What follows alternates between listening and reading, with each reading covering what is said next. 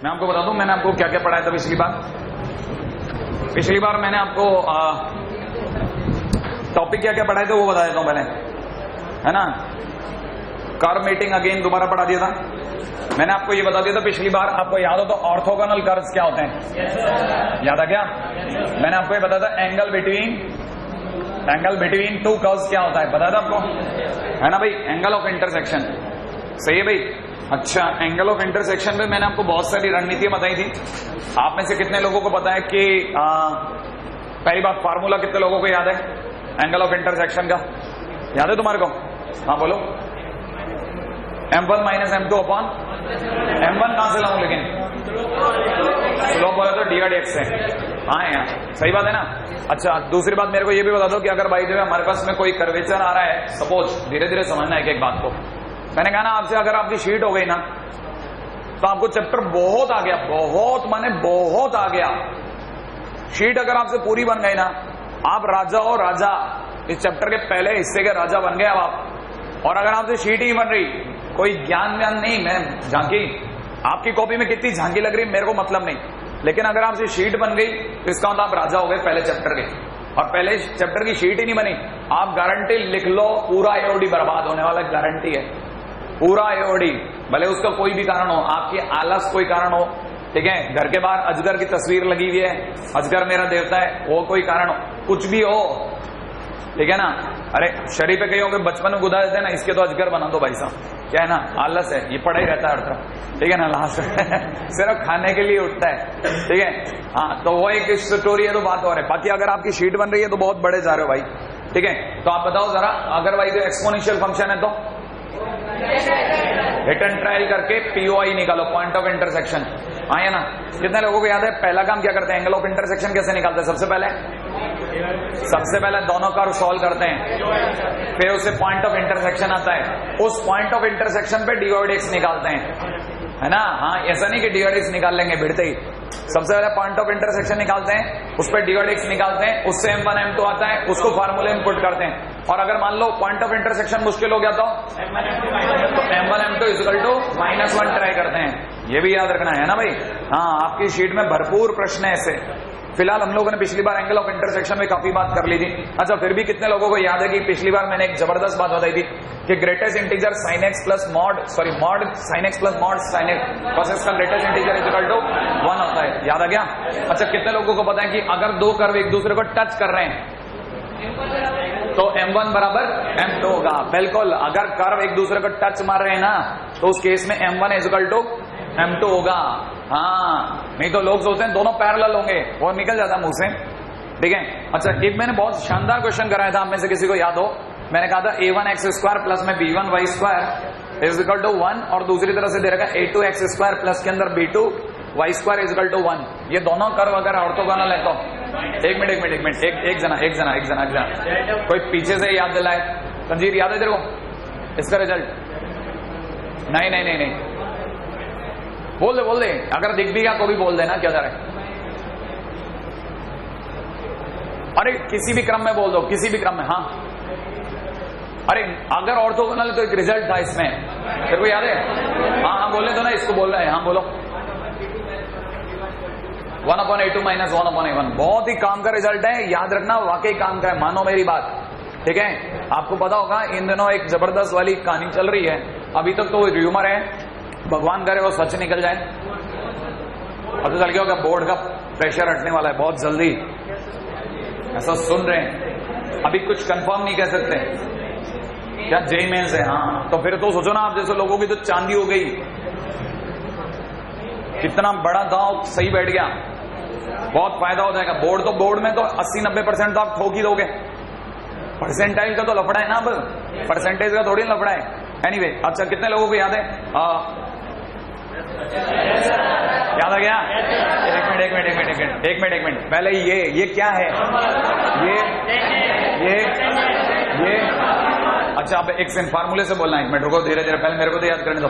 Tangent family, ये cosec, ये cot, ये tan, y1 tan theta, y1 cosec theta, y1 cot theta, y1 वगैरह है ना। हाँ भाई, ये भी हमारा पिछली बार हम लोगों ने लेंथ ऑफ टेंजेंट वगैरह सब निकाला था, याद आया? Length of tangent, length of सब टेंजेंट वगैरह ये सब कर लिया था, इसमें बहुत टाइम खराब हुआ हमारा। ठीक है, हाँ भाई, बस यही किया शायद हम लोगों ने। लास्ट इसी पैकअप हो गया था कि पिछली बार हमारा नहीं हुआ था क्या? अच्छा, इसी पे हो गया था, है ना भाई? हाँ भाई, मैं अब आपको एक काम की चीज बता देता हूँ, फटाफट समझना। मैं आपको एक अलग सी चीज बता रहा हूं, ये बहुत काम की चीज है। ये अगर आपकी कॉपी में रहेगी तो डेफिनेटली आपकी कॉपी बहुत अच्छे उसमें मानी जाएगी। वर्टिकल टेंजेंट, झांकियां नहीं दिखा रहा, फोकट की बातें नहीं बता रहा, जो चीजें काम की है वो बता रहा हूं। वर्टिकल टेंजेंट वो समझो आप, ठीक है? पहले लिख लो, वर्टिकल टेंजेंट का मतलब तो पता ही है, एक ऐसा टेंजेंट जो 90 डिग्री पे हो, है ना? तो लिख लीजिएगा। ऐसा नहीं मुंह फाड़ के ये नहीं बोलना कि कोई भी टेंजेंट जो 90 डिग्री पे, that is vertical tangent. Vertical tangent सिर्फ तभी डिफाइंड होता है जब फंक्शन जो है कंटिन्यूस हो, फंक्शन जो है कंटिन्यूस हो। इसको मतलब समझना एक मिनट जरा, आपको पहले सीन समझा दूं। देखो भाई, ऐसा है, ये एक टेंजेंट इधर जा रहा है और एक टेंजेंट इधर जा रहा है, दिख रहा है आपको? नहीं याद आया? आप में से किसी को ये याद नहीं आया कि आपने y is equal to mod sine x देखा है? देखा है कि नहीं देखा? अगर y is equal to mod sine x देखा है तो आपको पता होगा ऐसा ग्राफ होता है। आपको पता है इस पॉइंट पर बनने वाला टेंजेंट इधर जा रहा होता है और इस पॉइंट पे बनने वाला टेंजेंट इधर जा रहा होता है। इसी कारण ये जो लेफ्ट साइड में जा रहा टेंजेंट है, इसकी जो स्लोप होती है वो LHD कहलाती है, left hand derivative, left hand dy by dx, dy by dx माने m, लेफ्ट हैंड साइड की m, ये RHD कहलाती है, left hand right hand derivative, right side का dy by dx माने RHM, dy by dx माने m। बोल गए क्या? तो देखो जरा, एक ही पॉइंट पे कितने टेंजेंट बने, इसीलिए ये फंक्शन यहाँ पे डिफरेंशिएबल नहीं है, क्योंकि LHD is not equal to RHD। सुना था कि नहीं? इसका मतलब ये है कि जहां पे शार्प होता है वहां पर दो टेंजेंट बन जाते हैं। लेकिन अगर बाय द वे सोचो, किसी को अगर ये याद है तो ये भी याद होगा कि अगर दो सर्कल एक दूसरे को टच कर रहे थे तो कॉमन टेंजेंट होता है, एक ही टेंजेंट होता है। इसका मतलब ये एक ऐसा टेंजेंट, आप सपोज किसी ने ऊपर ऊपर से देखा इसको, तो उसे फील आएगा कि जैसे टेंजेंट आर पार हो गया, नहीं है कहानी पकड़ में। इसका मतलब ये जरूरी नहीं है कि जब भी ऐसे वाले स्ट्रक्चर हो तो हर बार दो टेंजेंट बने। कई बार ये थोड़ा सा अंदर डीप होता है और टेंजेंट आर पार हो जाता है, ठीक है ना? इसे बोलते हैं किंक, किंक है, आर पार चला गया टेंजेंट, ठीक है ना? अब इसमें भी टेंजेंट का मतलब समझना, ये जो टेंजेंट है ये टेंजेंट बहुत तरह के हो सकते हैं, ये कॉमन टेंजेंट है। कई बार ऐसे टेंजेंट भी ड्रॉ होते हैं जिन टेंजेंट के बारे में हम कहते हैं कि वो टेंजेंट है, but they are not tangent actually. Then what they are? Basically they are tangent but they seems us as if they are crossing the curve. वो हमारे को ऐसे फील कराते हैं जैसे वो क्रॉस करके कर्व को। ये कैसे हो सकता है? दिखाओ, याद दिलाता हूं। आप में से किसी को पता हो तो y is equal to x cube, ध्यान है आपको? बचपन से पता होगा y is equal to x cube का ग्राफ ऐसा है, हाँ या ना? अगर ये y is equal to x cube का ग्राफ है तो ये जो लाइन है ना, दिस लाइन इज टेंजेंट, ये टेंजेंट है। जबकि टेंजेंट हमारे दिमाग में कैसे टच करके जाता हुआ, क्या ये टच करते जाता हुआ फील हो रहा है? नहीं, ये टच करके नहीं जा रहा, ये क्रॉस करके जाता हुआ फील हो रहा है। इसका मतलब ये है कि कुछ टेंजेंट ऐसे भी होते हैं जो क्रॉस करके जाते हैं, नहीं, they never cross, they always touch but they seems us. तो ये कैसे दिख रहा है? ऐसा ऐसे दिख रहा है कि सोचो, देखो जरा, इसका आपको पता है कॉन्केविटी डाउन है, इसका कॉन्केविटी अप है। कॉन्केविटी, मैं अगर हाथ को यू भी करूंगा, इस तरह के हाथ को अगर मेरे को यू करना है तो बीच में एक जगह मुड़ेगा, मुड़ेगा कि नहीं मुड़ेगा? तो सोचो, जिस मोमेंट ये मुड़ रहा है, जिस मोमेंट ये, याद है मैट्रिक्स वाली स्टाइल, मैट्रिक्स रिलोडेड में वो झुकता है और ऊपर से गोली निकलती है, वैसा आप सोचो ये यू मुड़ रहा है और बीच में से गोली निकली है, ये गोली निकली आर पार, नहीं है? ये घुमा और घूमते समय गोली निकल गई टच करते हुए, नहीं है फील? तो जब ये घूमते समय गोली निकली ना, ये जो घूम रहा था, जिस समय कॉन्केविटी घूमी, जिस मोमेंट कॉन्केविटी टर्न होती है, ठीक है ना? तो सोचो जरा हुआ क्या होगा जब कॉन्केविटी टर्न होती है, तो उसे बोलते हैं पॉइंट ऑफ इन्फ्लेक्शन। जिस मोमेंट, जिस जगह से कॉन्केविटी बिल्कुल घूम चुकी होती है वो कहलाता है पॉइंट ऑफ इन्फ्लेक्शन। इन्फ्लेक्स हो गई, घूम गई। फ्लेक्सिबिलिटी पता है? फ्लेक्सिबिलिटी, फ्लेक्स से जो बना दैट इज इन्फ्लेक्शन। उस मोमेंट पे बहुत ज्यादा फ्लेक्सिबिलिटी हो गई, ये घूम चुका है एकदम ही, और उस दौरान बिल्कुल आर पार निकल गया टेंजेंट। क्लिक करा? हाँ, ये होता है। ये जो चीज है ना, इस मोमेंट हमारे को दिख रहा है कि ये टेंजेंट इसको क्रॉस करा, इसने क्रॉस नहीं करा, इसने घूमते समय पे टच कर दिया। तो जो पॉइंट ऑफ इन्फ्लेक्शन से जो टेंजेंट गुजरते हैं ना, ठीक है ना, सॉरी, पॉइंट ऑफ इन्फ्लेक्शन वाली जगह से जो लाइन गुजरती है वो टेंजेंट भी हो सकती है। ये भी याद रखना, नई नई बातें पता चलेंगी आपको टेंजेंट के बारे में, ठीक है। Anyway, coming to the point again, that is vertical tangent, है ना। तो मैं आपको बता दूं, वापिस से मेरी बात समअप कर देता हूं, है ना। वर्टिकल टेंजेंट आ जाओ, है ना भाई। तो मैं आता हूं, वर्टिकल टेंजेंट लिख लीजिएगा। Vertical tangent is considerable only when, vertical tangent is considerable only when function is continuous. Vertical tangent is considerable only when function is continuous. It happens when slope of tangent, it happens when slope of tangent is approaching to infinite or minus infinite, infinite or minus infinite। करो बात, है ना भाई। जैसे मैं इसमें जो सबसे पॉपुलर चीज है उस पर बता देता हूं। जैसे fx इज इक्वल टू में x की पावर 1/3, ठीक है ना, at x is equal to 0। मैं आपको ये भी बता देता हूं, जो आपने x की पावर 1/3 का ग्राफ नहीं देखा तो डोंट वरी, ये x की पावर 1/3 का ग्राफ है, राइट है भाई। ये x की बार 1/3 का ग्राफ है। ये अगर x की बार 1/3 का ग्राफ है ना, तो आपकी बार ये वाली लाइन इसके घूमने के टाइम पे आर पार हो गई। Right now this is vertical tangent, ये वर्टिकल टेंजेंट है। इसका प्रूफ देखना, इसका कहानी समझना। इसमें ये जो एफ डैश एक्स है, ये इन्फिनिट या माइनस इन्फिनिट क्या है वो समझाता हूं। देखो, इसको ऐसे पता करते हैं हम लोगों को। अगर एफ डैश 0 निकालना है ना, तो मैं एफ डैश 0 को मेरे को पता है कि f dash 0 is equal to में एफ डैश 0 माइनस, ये इसको ऐसा लिख रहा हूं। आप में से कितने लोगों को पता है एफ डैश 0 प्लस मैंने R H D, F dash 0 minus मैंने एल एच डी, और जो दोनों का आंसर अगर इक्वल हो गया तो एफ डैश 0 विल एग्जिस्ट और उसका आंसर आ जाएगा, राइट है। तो सबसे पहले मैं क्या निकालूंगा, सबसे पहले मैं निकालता हूं एफ डैश 0 प्लस। ये इसका बेस्ट तरीका है। एफ डैश 0 प्लस का फार्मूला होता है लिमिट एच टेंड टू 0। आप में से कई बच्चों को आज भी याद होगा, F 0 plus H minus F of 0 divide by H. याद आ गया आपको? हाँ भाई। अब आपको पता है आपका फंक्शन क्या है, एक्स की बार 1/3। अगर मैं एक्स की जगह पे एच डालता हूं, 0 प्लस एच माने एच होता है, तो एच डालने पर कितना हो जाएगा, एच की पावर 1/3 माइनस में 0 डालने पर 0, राइट है, अपॉन में नीचे कितना एच, और लिमिट में एच की जगह कितना रख दूं, 0। तो आपको पता होगा काटा कूटा हो जाएगा, एच की पावर कितना रह गया, एच की पावर 2/3, एच की पावर 2/3, और एच की जगह मैं क्या पुट करूंगा, 0। तो 1/0 की पावर 2/3 दैट इज 0। तो मेरे पास आंसर आ जाएगा 1/h की पावर 2/3, और h की जगह 0 रखते ही 1/0 दैट इज इनफिनिट। हो गया इनफिनिट। अब इस पर आ जाओ सेकंड पॉइंट पे। सेकंड पॉइंट क्या है, अगर मैं आपसे पूछता हूं एफ डैश 0 माइनस, तो कितने लोगों को फार्मूला पता है, limit h tend to 0 f 0 minus h minus में एफ ऑफ 0 डिवाइड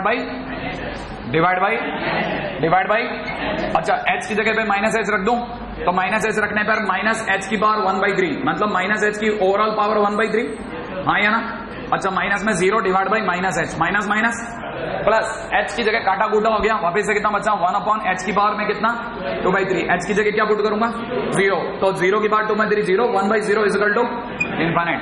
क्या मेरे पास में इधर का आंसर भी इनफिनिट और उधर का आंसर भी इनफिनिट आया कि नहीं आया? लिमिटिंग वैल्यू इनफिनिट आ सकती है, याद रखना।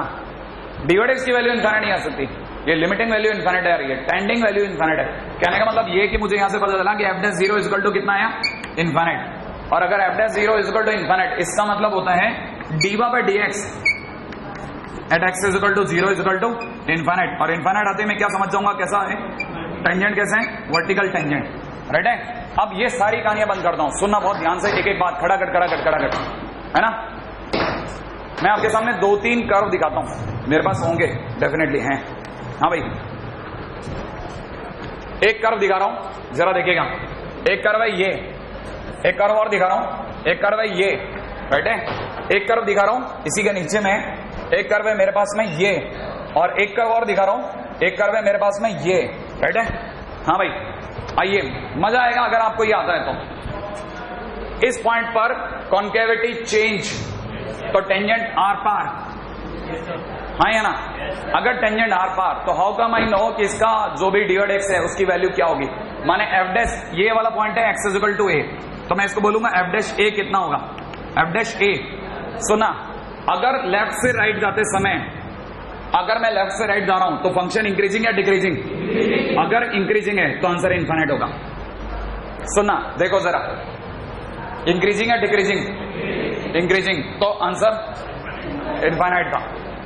श्योर है? अब इस वाले कर्व में बोलो, लेफ्ट से राइट जाते समय ये वाला point x equal to a पर f डैश a बोलो डिक्रीजिंग, तो आंसर कितना हो गया? Minus infinite. क्लिक करा? नहीं करा। अब मैं आपसे अगली बात पूछता हूं, जबरदस्त बात पूछता हूं। ये वाला point is x equal to a और इस x इक्वल टू a पे एक कर्व जा रहा है, दिख रहा है आपको? टेंजेंट दिख रहा है आपको? अब एक एक बात बताना, एक एक बात। पहला क्वेश्चन पूछता हूं, f dash a minus, a minus का मतलब हुआ a से जस्ट पहले वाले पॉइंट पर, a से जस्ट पहले वाले पॉइंट पर फंक्शन कैसा है?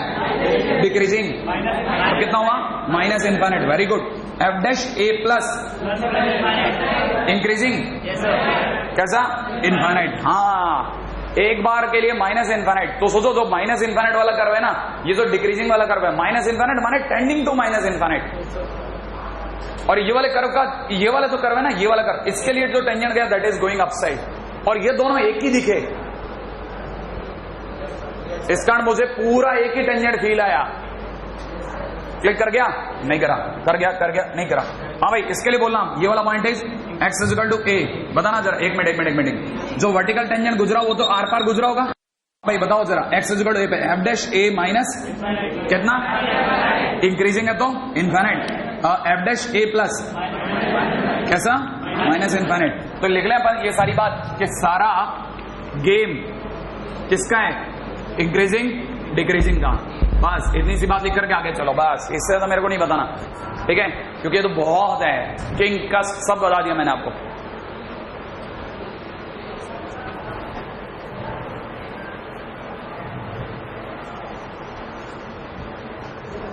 ये चीज भी लिख लेना लगे हाथों में। फॉर सिग्नम एक्स, आप में सभी को पता होगा सिग्नम एक्स माने वो तलवार पकड़ के खड़ा आदमी, याद आ गया आपको? है ना भाई? ये जो लाइन है ना, x equal to 0 is vertical tangent, x equal to 0 is a vertical tangent, ठीक है? अब मेरे को एक जल्दी से बात बताना, ये फंक्शन इंक्रीजिंग है डिक्रीजिंग? यहां कांस्टेंट, उसके बाद ये अप हुआ, फिर अप हुआ, फिर कांस्टेंट हो गया। इंक्रीजिंग में गिनूं कि डिक्रीजिंग में? इंक्रीजिंग में। So vertical tangent f dash x equal to infinite, ठीक है? ये लाइन अपने आप वर्टिकल टेंजेंट है इसकी, समझ में आया? आप तो बस इतना याद रख लो, एक लाइन वर्टिकल टेंजेंट होती है सिग्नम एक्स, है ना? अगले पॉइंट बात हो।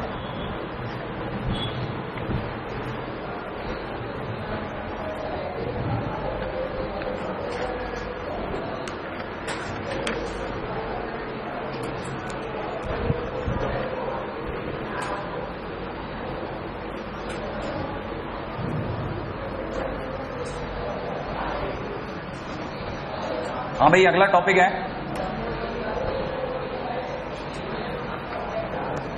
इंटरसेप्ट्स मेड बाय टेंजेंट्स, ठीक है? Intercepts made by tangents. आओ खटाखट इस पे बात करेंगे आप। इंटरसेप्ट मेड बाय टेंजेंट्स, हाँ भाई, ये इंटरसेप्ट मेड बाय टेंजेंट को फील करें हम। एक एक घोट है, आजा अभी भी आगे ले जा। हाँ भाई, पकड़ पकड़ पकड़ पकड़ पकड़, आप इससे पहले कि कुछ और लूट ले। हाँ भाई, इंटरसेप्ट मेड बाय टेंजेंट क्या है, खेल समझो आप। देखो ये आपका कर्वेचर समझो, खटाखट सुनो जल्दी से। ये वाला पॉइंट इज x1 y1, आप में सभी को पता है ये अपने आप में कहलाता है पॉइंट ऑफ टेंजेंसी। बहुत शानदार बात, खटाखट खटाखट सोचने के समय। कितने लोगों को पता है ये टेंजेंट है? सबको पता है ना? ये कर्वेचर है एक y इक्वल टू fx, सबको पता है, बचपन से एक ही डायग्राम बना रहे अपन। सबको ये भी पता है कि अगर ये वाला इक्वेशन ऑफ टेंजेंट निकालता हूं तो x1 पे इक्वेशन ऑफ टेंजेंट क्या होगी? y minus y1 is equal to में dy by dx x minus x1, है ना भाई? x minus x1। सुनना, बहुत अच्छी अच्छी बातें बताता हूं। हम लोगों को सिर्फ ये कर्वेचर पे यही नहीं निकालना चाहिए, हमारे साथ में वो घटियापंथी कितनी हरकतें करता है सुनना। सबको पता है ये यहां से लेके यहां तक की दूरी है एक्स इंटरसेप्ट, ये चीज तो क्लिक करती है ना। एक्स इंटरसेप्ट निकालना है तो ये वाला पॉइंट आ जाए तो आप एक्स इंटरसेप्ट की लंबाई निकाल दोगे कैसे? इस पॉइंट के लिए आपको पता है y की वैल्यू क्या रखो, तो याद रखना जब भी एक्स इंटरसेप्ट निकालना हो तो EOT में क्या करो, इक्वेशन ऑफ टेंजेंट में क्या रखो? y इक्वल टू 0 पुट, अगर आपने y इक्वल टू 0 रख दिया तो देखो जरा, y इक्वल टू 0 रखना है, ये वाला। अगर आपने y इक्वल टू 0 निकाला तो ये हो जाएगा, देखो minus y1 is equal to में कितना, D by D x, bracket में कितना, x माइनस x1। और अगली लाइन के अंदर मैं आपके सामने लिख रहा हूं, देखना आपने से कई लोग अगर क्लिक कर दें अच्छा लगेगा कि चलो मेरी बहुत सारी लाइनें बचा दी आपने, x1 minus y1 upon D by D x. क्या आपको क्लिक कर गया? क्या चोट तो नहीं होगी? कितना लोग बचा गए? फटाफट सोचो क्या क्या किया मैंने। इस डिवाइड एक्स का डिवाइड मारा, x माइनस x1 है गया, उस x1 को इधर ले आया, प्लस का x1 हो गया। नहीं, आपको नहीं क्लिक करा, क्लिक कर गया तो आपके पास y equal to x is equal to में कितना आया ये, तो मैं तुरंत यहां भर दूं, इसकी वैल्यू भर दूं, x1 minus y1 divide by D by D x. क्या आपको मेरी बात क्लिक करी या नहीं करी? अब देखो जरा सुना, अगर मुझे y इंटरसेप्ट निकालना हो तो, अगर मुझे y इंटरसेप्ट निकालना हो तो क्या करूंगा, x is equal to 0 put, है ना भाई। अब देखो ये आसान होगा शायद, मेरा नाम लगा, x is equal to 0 put करते ही x1 की गुणा इससे हो गई, तो y इक्वल टू हो गया कितना, 0, डायरेक्ट सोचना है y1 प्लस या माइनस। अरे बोल नहीं रहे यार, बोलना तो आप ही को पड़ेगा ना। y आपने x की जगह 0 पुट कर दिया, ये 0 हो गया। अब बोलो क्या दिख रहा है, y की वैल्यू बोलो, y1 उधर चला गया, इन दोनों की गुणा हो गई, ये बोलो क्या लिखूं, y1 माइनस x1 इंटू, बस ऐसे धक्का लगाओ। और सुनो ये क्या चीज बनी आपके लिए, ये क्या चीज बनी, y इंटरसेप्ट। कितने लोगों को पता है y इंटरसेप्ट की वैल्यू माने ये, यही y इंटरसेप्ट है। लेकिन सुनना, वो गंदगी फैलाएगा, आपको x इंटरसेप्ट y इंटरसेप्ट निकालना आएगा, वो ऐसा वर्ड यूज करेगा आपको हवा ही नहीं लगेगी। हाँ ये क्या, वो आपको बोलेगा y इंटरसेप्ट नहीं, इनिशियल कोऑर्डिनेट बता बेटा। आपके दिमाग में साला ये इनिशियल ऑर्डिनेट क्या होता है, इनिशियल ऑर्डिनेट, हाँ इनिशियल ऑर्डिनेट। अब आपको पता चला, वो आपकी नाक के नीचे से आपके सारे खेल को खराब करके चला जाएगा, क्लिक कर जाएगा आपको x इंटरसेप्ट y इंटरसेप्ट, लेकिन वहां जाकर के आपको याद नहीं आएगा इनिशियल ऑर्डिनेट क्या पंगा है। तब याद रखना इनिशियल ऑर्डिनेट माने y इंटरसेप्ट। क्लिक कर गया तो इनिशियल ऑर्डिनेट निकालने के लिए put x is equal to 0। सही है, आ जाओ अगले पॉइंट पे बात करता हूं। सही है, आ जाओ जल्दी जल्दी। क्वेश्चन कैसे देगा, ठीक है, आपको एक क्वेश्चन और बता देता हूं, इसी में से एक क्वेश्चन लिखेगा, a curve C has a property, a curve C has a property that if tangent drawn at point P, ठीक है ना, meets coordinate axis at A and B, then P is midpoint of AB, midpoint of AB. The curve through 1,1, the curve through 1,1, then find equation of curve. Then find equation of curve. हाँ भाई, then find equation of this.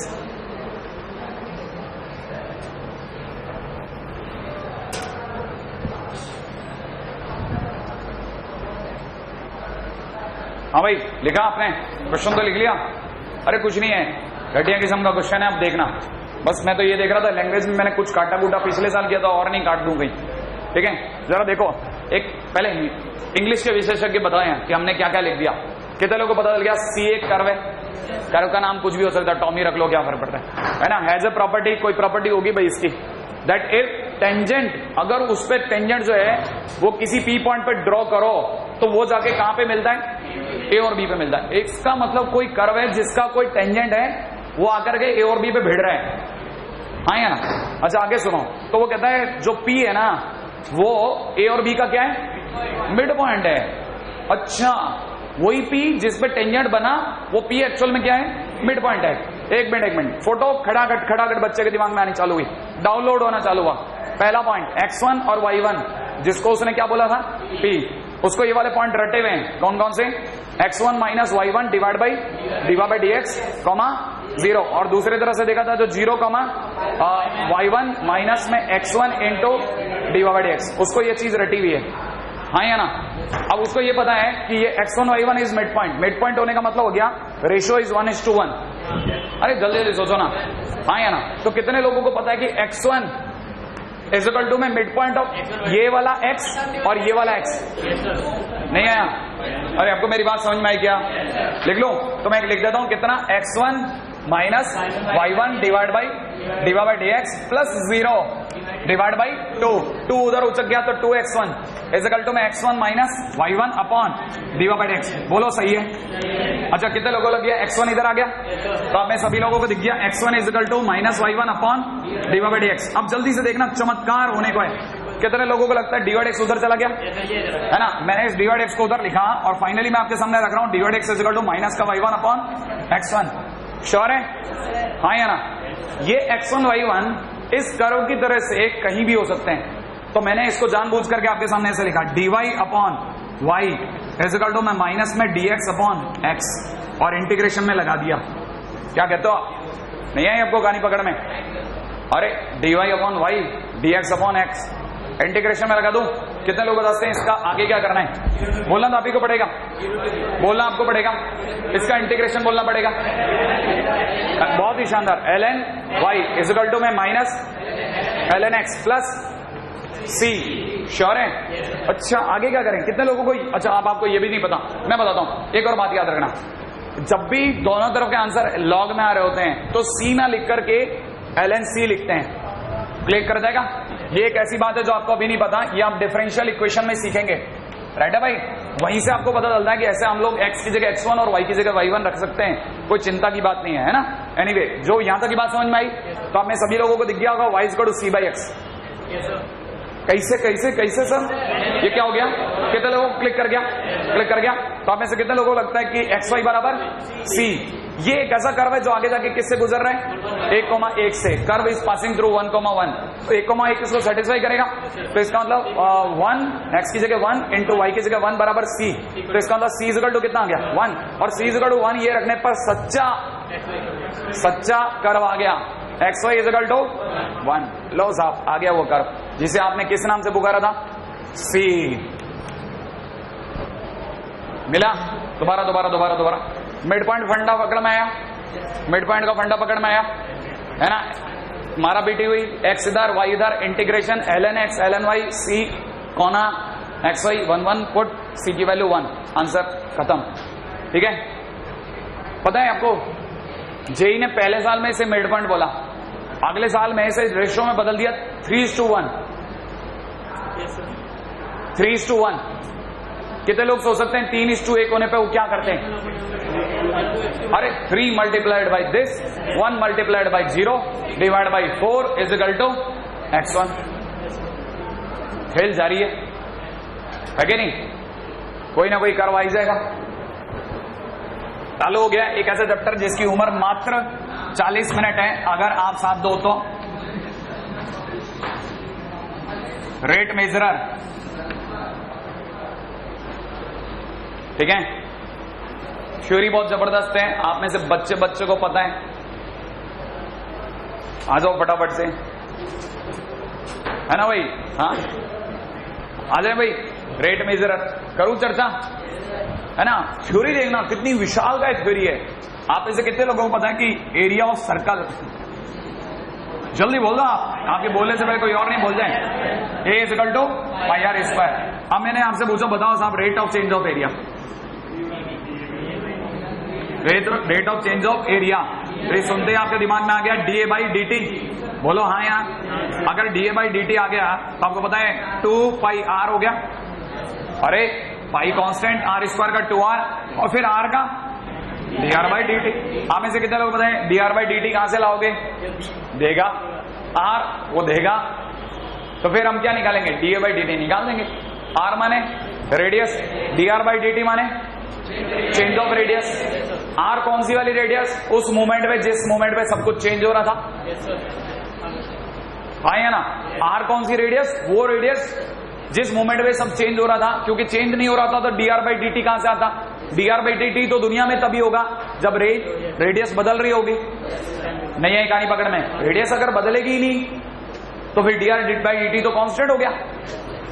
नहीं, कहानी नहीं पकड़ में आई, तब तो वो जीरो हो गया ना। आपको मेरी थॉट समझ में आ रही है? अच्छा चलो बता दो जल्दी से, एक आपको ये समझ में आ गया तो जल्दी से बोलो वॉल्यूम ऑफ स्फीयर। बोल दो आज आप। वॉल्यूम ऑफ स्फीयर कितना? v = 4/3 πr³। अच्छा कितने लोगों को लगता है dv/dt कितना होगा? जल्दी बोलो। 4/3 × 3πr² × dr/dt। क्लिक करा के नहीं करा? 3 से 3 काट दो। नहीं आया? 4πr² dr/dt। कितने लोगों को पता है dv/dt को पुकारूंगा किस नाम से? बोलना पड़ेगा खटाखट। Rate of change of volume. Volume किस में निकलता है? कितने लोगों को पता है वॉल्यूम किस में होता है? सेंटीमीटर क्यूब में, मीटर क्यूब में, ये तो पता है ना। वॉल्यूम या तो सेंटीमीटर क्यूब या मीटर क्यूब। कितने लोगों को लगता है dv/dt क्या होगा? सेंटीमीटर क्यूब पर सेकेंड। अरे dv/dt है ना, t है नीचे, तो सेंटीमीटर क्यूब पर सेकेंड। ये तो क्लिक कर रहा है मीटर क्यूब पर सेकेंड। dr/dt होगा centimetre per second. Radius centimetre में बदलती है, मीटर में बदलती है? नहीं पता। क्या आपको पता है कि नहीं पता? अच्छा बताओ dA/dt कैसे निकलेगा? सेंटीमीटर स्क्वायर पर सेकेंड। ये छोटी छोटी बातें क्लिक कर रही हैं, हाँ या ना? अब जल्दी से आप मेरे को धुआंधार बात बताने वाले हो। कितने लोग बताएंगे कि वॉल्यूम ऑफ सिलेंडर? एक मिनट ऐसे जल्दी नहीं सुनने में आता मेरे को, बोलते ही थोड़ी ना लिख दूंगा।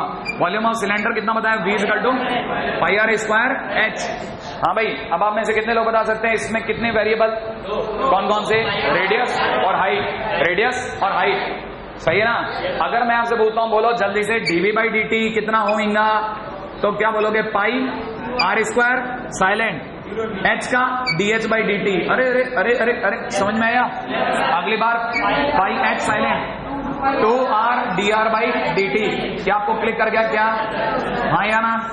ये ऐसी छोटी छोटी बातें आपको पता होनी चाहिए। कितने लोगों को पता है dh/dt बोले तो rate of change of height? कितने लोगों को पता है कि rate of change of height का मतलब होता है, सुनना, सिलेंडर में पानी भरा हुआ है, उस पानी की कोई हाइट है, वो कम हो रहा है तो हाइट बदल रही है कि नहीं बदल रही है? वो बढ़ रहा है, हाइट बदल रही है कि नहीं बदल रही है? इसका मतलब चाहे पानी कम हो या बढ़े, दोनों ही केसेस में dh/dt काम कर रहा है। क्लिक कर रही है कि नहीं कर रही है? dh/dt काम कर रहा है, इसका मतलब ये कि हाइट बदल रही है। तो आपको जिस मोमेंट हाइट बदल रही है उस मोमेंट के बारे में बताएगा वो कहेगा पानी बढ़ रहा था, हमने फोटो खींची 3 सेकंड पे, ठीक 3 सेकंड पे फोटो खिंच गई। फोटो खींचते समय हाइट 5 की, तो उस टाइम पे dh/dt कितना होगा? तो जिस समय h 5 था उस समय dh/dt बताना है। आपके दिमाग में बात समझ में आनी चाहिए। अब सोचो कि आप में से कितने लोगों को याद आ गया चौथी बात? खून याद आया? खून का वॉल्यूम बोलो। v = 1/3 πr²h। क्लिक करा कि नहीं करा? अच्छा कितने लोगों को खून के बारे में आइडिया है? कौन स्ट्राइक करता है ना? अच्छा एक बात बताओ, एक पाइप से मिट्टी गिर रही है, देखा है ना आपने? पाइप से मिट्टी गिरी, नीचे ढेरी बनी, ढेरी जानते ना? ढेर बनना चालू हुआ, सोच लिया क्या वो उल्टा कौन है कि नहीं है? वो वर्टिकल कौन है। जब मिट्टी गिर रही होती है तो उसकी हाइट बढ़ रही होती है, हाइट बढ़ रही होती है, लेकिन हाइट ही हाइट नहीं बढ़ रही होती है, रेडियस भी बढ़ रही होती है, क्योंकि मिट्टी गिर रही है तो बाहर की तरफ भी फैल रही है, हाइट भी बढ़ा रही है, आर भी बदल रहे हैं, एच भी बदल रहे हैं, और उन दोनों के बदलने से बी भी बदल रहे हैं। नहीं आई? क्लिक कर रही है? क्या आपको मेरी बात पकड़ में आ रही है? अच्छा सपोज करो सीधा कौन है, सीधे कौन के अंदर पानी कम हो रहा है ना? पानी कम हो रहा है, लेकिन मूवमेंट, सुना बहुत ध्यान से सुनना, आपके क्वेश्चन में पानी कम हो रहा है, पानी ज्यादा हो रहा है, दिमाग नहीं लगवाएंगे। वो कहेंगे बेटा तू तो फ्लैट है, खत्म है तू, मैं ऐसी बात बोलूंगा तेरी हवा ही नहीं लगेगी, क्या बात बोल दोगे साहब ऐसा? ठीक है, पानी कम हो रहा है 2 सेंटीमीटर पर सेकंड की रेट से, माने हाइट कम हो रही है 2 सेंटीमीटर पर सेकंड की रेट से, लेकिन हम पानी भर रहे हैं, उसमें एक छेद है, ठीक है, जिससे पानी गिर भी रहा है, हम उधर से पानी भर भी रहे हैं। क्या आपको पता चला? इसका मतलब ये है कि पानी कम भी हो रहा है और पानी बढ़ भी रहा है। तो वॉल्यूम कैसे निकालूंगा? दोनों का डिफरेंस, जितना पानी डला माइनस जितना पानी गया, उतना अभी भी dv/dt हो रहा है। नहीं आया? क्लिक करना चाहिए आपको, क्योंकि दोनों का वो वॉल्यूम बढ़ा रहा है, ये वॉल्यूम घटा रहा है, तो अभी फाइनली जो कोई तो कम्बरसम वॉल्यूम में रह रहा होगा, क्योंकि पानी ऐसा तो हो नहीं रहा, कभी एकदम जा जाता है और कभी एकदम चला जाता है, पानी तो कांस्टेंट रेट से अंदर आ रहा है, पानी भी कांस्टेंट रेट से निकल रहा है, तो फाइनली एक दोनों का डिफरेंस हो रहा है, नहीं है कहानी पकड़ में?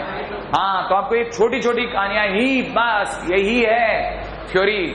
हर चीज में रेट पूछेगा, ये कहानी है टोटल, है ना? आ जाओ इस पर बात करते हैं, इसके क्वेश्चंस करते हैं। इसके क्वेश्चन बहुत सिखाते हैं, जिसको इसके क्वेश्चन पकड़ में आ गए आधा चैंपियन और बन गया, क्योंकि उसे पता है अब तो मैं खेलने लग गया, अब तो मैं खेलने लग गया, प्लेइंग विद क्वेश्चंस। हाँ भाई लिखेगा, ए मैन 2 मीटर हाई। अब इसको इसके ना लैंग्वेज में मत जाना, हाँ जो बोल रहे हैं सुनते जाना। A man 2 metre high, 2 metre high, height नहीं हाई, सही है ना भाई? A man 2 metre high is walking away from a lamp post, is walking away from a lamp post. A man 2 metre high walking away from a lamp post of 5 meter height, lamppost of 5 meter height, सही है? हाँ भाई, at 6 meter per minute speed, at 6 meter per minute speed, at 6 meter per minute speed, find, बिल्कुल find rate at which shadow increases। सबसे पुरातन प्रश्न, मैंने आपको बोला था ना, सबसे सिंपल सबसे आसान। Find at which shadow increase, find rate at which shadow increases. हाँ भाई, कितने लोगों को स्ट्राइक कर गया एनसीईआरटी? हाँ भाई, कितने लोगों को ये बात पता है कि लैंपपोस्ट से वो दूर जा रहा है या पास आ रहा है? दूर जा रहा है। कितने लोग रात को कभी आंख वाँख खोल के चले तो पता है लैंपपोस्ट से दूर जाने पे परछाइयां बढ़ती हैं? हाँ, नहीं तो कई बच्चों को पता बेटा परछाई बढ़ती है, बढ़ती होगी, ठीक है? अरे है क्या नहीं? ये आपके लैंपपोस्ट है साहब, यहाँ कहीं आपका लैंपपोस्ट का बल्ब लगा हुआ है, वो जो आदमी है बीच में कहीं जा रहा है, ये बात पता है कि नहीं? ऐसा ही हुआ होगा, हाँ है ना? वो जैसे जैसे वॉकिंग अवे तो वो दूर जा रहा है, ये तो बात क्लिक कर गई, है ना? हम किसी मूवमेंट पे उसकी फोटो लिए हुए खड़े हैं, राइट है? आपको पता ये तो चल ही गया होगा कि ये 5 मीटर है, सबको ये पता चल गया होगा आज के टाइम पे ये 2 मीटर है ना? ये लैंपपोस्ट और इसके बीच की दूरी x है, और ये आगे जो उसकी शेडो गिर रही है वो है, जिसकी लंबाई कितनी है? y। मेरे को रेट ऑफ शेडो निकालना है, इसका मतलब मुझे क्या निकालना है? dy/dt। नहीं है कहानी पकड़ में, ये शेडो की लंबाई है ना, ये शेडो है, शेडो, ठीक है? और मेरे को निकालना है dy/dt क्या होगा। क्वेश्चन वाला मुझसे ये पूछ रहा है, कहानी पकड़ में आई आपको? dy/dt। आप में से कितने लोगों को इस फोटो को देख करके फील आ गई, है ना, सिमिलर ट्रायंगल वाली? याद आ गया? तो कितने लोगों को ये याद है कि सिमिलर ट्रायंगल में perpendicular upon perpendicular is equal to base upon base? तो देखिए साहब, बेस अपॉन बेस, सुना? बड़े वाले ट्रायंगल का बेस बोलो, बहुत ही शानदार। छोटे वाले ट्रायंगल का बेस बोलो, y इज इक्वल टू में बड़े ट्रायंगल की हाइट 5 और डिवाइड बाई 2, क्रॉस मल्टीप्लाई करते 2x प्लस 2y बराबर 5y, इसका मतलब 2x बराबर 3y, इसका मतलब 2 इंटू में dx/dt इज इक्वल टू में 3 इंटू dy/dt। आप में से कितने लोगों को पता है dx/dt माने x क्या चीज है? x क्या चीज है? आदमी और खंबे के बीच की दूरी, और dx/dt माने वो दूरी बढ़ने की स्पीड। कितनी स्पीड से वो दूरी बढ़ रही है? 6 मीटर पर मिनट, 6 मीटर पर मिनट। तो मैं लिख देता हूं 2 into 6 is equal to 3 into dy/dt, जो मुझे निकालना है। तो क्या कहता हूं? 67। तो मैंने dy/dt इज इक्वल टू कितना? 4 मीटर पर मिनट। लो साहब, आंसर आ गया। सिंपल है ना? बहुत ही आसान प्रश्न, मैंने शुरुआत दे दी आपको कि हाँ भाई आसान है।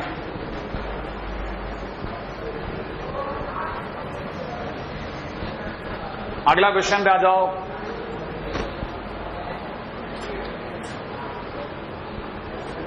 अगला क्वेश्चन फटाफट।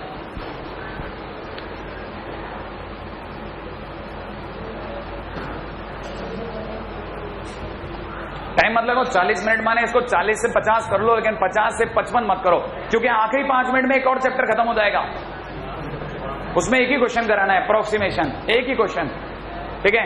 वो भी हमारे काम का नहीं, वो आपके काम का है, वो आप अपने उसमें देखोगे दिख जाएगा। हमें लिख लो बस आपको, लिखिएगा। अगला क्वेश्चन है, ए ladder 5 meter long, a ladder 5 meter long is leaning माने झुकी हुई, ठीक है ना, is leaning against the wall, LEANING, leaning. A ladder 5 meter long is leaning against the wall. Bottom of the ladder is pulled away. Bottom of the ladder is pulled away at 2 meter per second. है ना? Bottom of the ladder is pulled away at 2 meter per second. Question है, how fast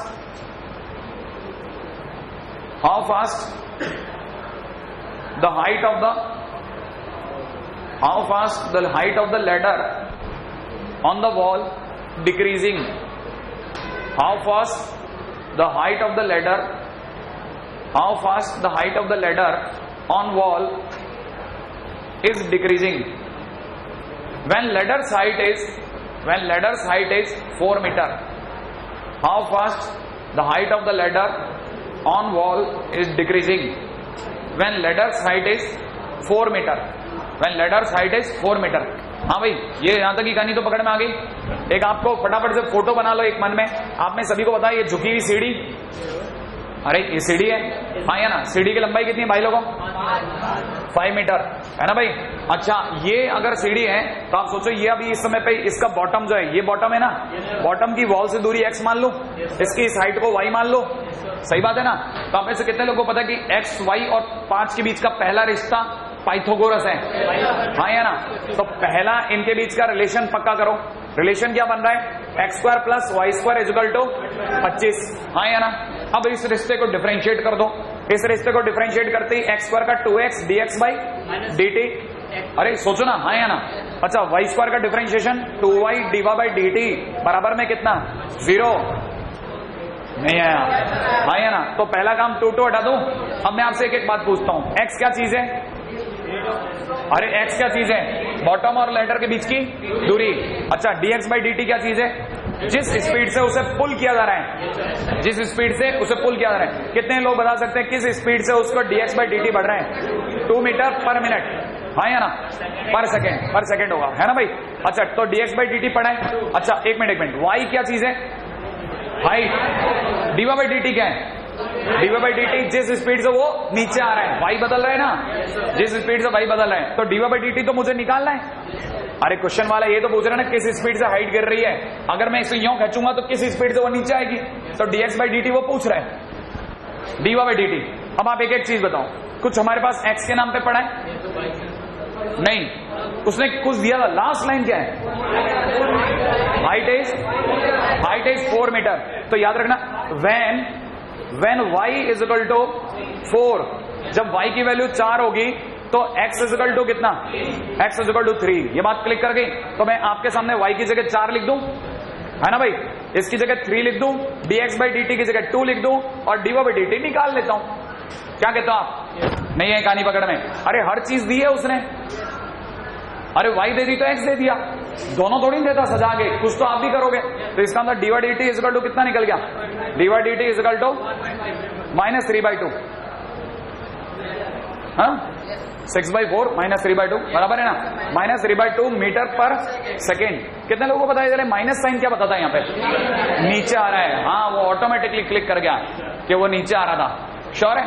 अगला point, अगले question पे आ जाता हूं। Question लिखिएगा क्योंकि आप बताने वाले हो ना। Water is dripping out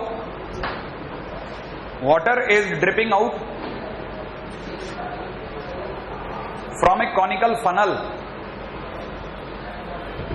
Water is dripping out from a conical funnel having semi-vertical angle pi/3. Water is dripping out from a conical funnel having